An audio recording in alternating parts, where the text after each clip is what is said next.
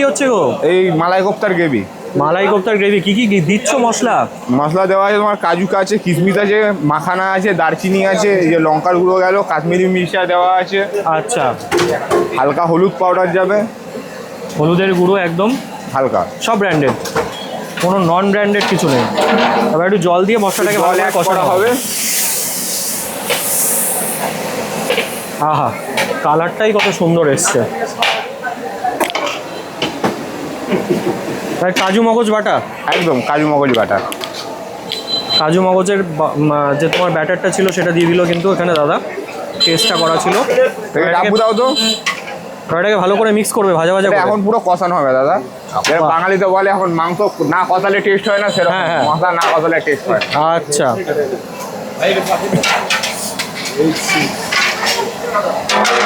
এবার এটা একটু ভালো করে কষানো হোক।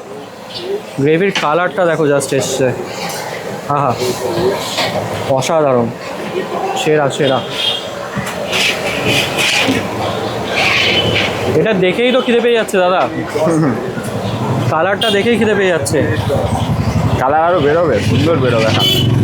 সবে তো শুরু, মশলা এখনো কষালে আরও বেরোবে। আরো কালার বেরোবে।